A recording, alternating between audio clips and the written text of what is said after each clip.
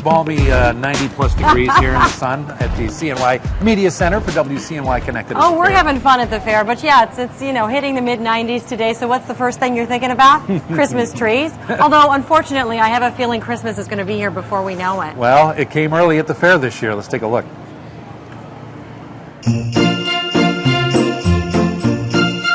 We're here with the president of the New York State Christmas Tree Growers Association, Faye Beckwith. Faye, happy 500 years of the decorated Christmas tree. Well, thank you. It's not every day we get to celebrate a 500-year anniversary of anything. Now, how do we know the first decorated Christmas tree was 500 years ago?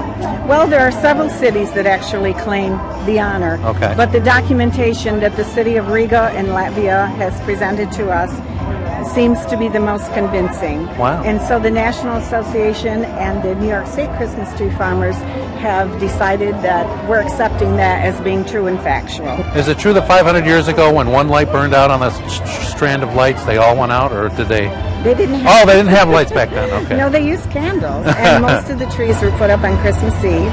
The tree was brought in very fresh. Wow. Today we have more modern technology and a lot of nice watering systems and larger stands. Now, Faye, this is the grand champion. This is a Canaan fir. Yep. What set this apart from all the other trees in the competition? Sometimes pronounced Canaan Oh, fir. Canaan, okay. Canaan is perfectly correct as well. Okay. The Canaan is a very close cousin to the Fraser fir. If you feel the needles, you'll see that they're very soft. Oh, these are much And softer. yet the branches are quite rigorous, so they do hold ornaments very well. This tree is very symmetrical, would be a joy to decorate Oh, because yeah. it has some open spaces. Sure. Not too many. The open spaces seem to be spaced appropriately to give it a beautiful dimension. They also have a very nice fragrance. It's sheared beautifully. It has no diseases in it. It's just a lovely tree with a nice leader for the angel of the Sure. star. Oh, this is the perfect tree. Yes, they are. Faye, tell me about the Trees for Troops program that the New York State Christmas Tree Growers Oh, that's a participate program in. that's really dear to my heart.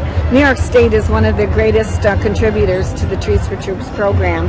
It was started by the National Christmas Tree Association, and we donate trees. They're gifts to the troops and their families to try to bring home the tradition that they grew up with, real Christmas, and if they can't be home for Christmas, to be able to know that their families are celebrating. That's a tremendous program. It is. It's a wonderful program. We expect probably 62,000 trees to have been donated by the end of this year, perhaps even more. That's a lot of happy families. It is. Yeah, it that's is indeed. so many trees to choose from, Faye. Why would anyone want to get an artificial tree?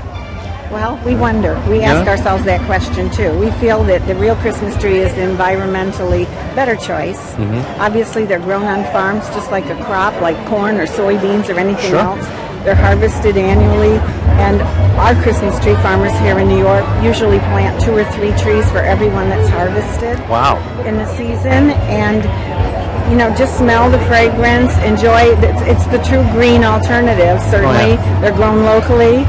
Christmas early here in New York State. You have to come and see the New York State Christmas Tree Growers Association exhibit. Again, it's right in front of the Horticulture Building by the State Trooper exhibit.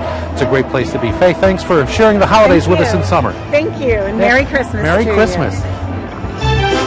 Never know what you're going to find here at the fair, you know? Well, that Trees for Troops program is awesome. Hopefully really we cover that when they send them out to all of the military bases. I would tell you, I'm spoiled, though, because I know when I go to the lot this holiday season, I'm not going to find those perfect trees. Those are beautiful. They're going to be all taken before I get there. Well, we are out of time for today. I know. They're just warming up at Chevy Court, so we got to get out of here. That's right. Herman's Hermit's about to take the stage as we Okay. celebrate 1964. Of course, tonight, or tomorrow, rather, on the Chevy Court stage, we've got Mario Batali, celebrity chef. Celebrity chef. That'll We'll be do some kind of cooking, fun. yeah, too. And we're talking The Perfect Storm again. Lady Antebellum, which has the best-selling album of 2010 so far, is at Chevy Court.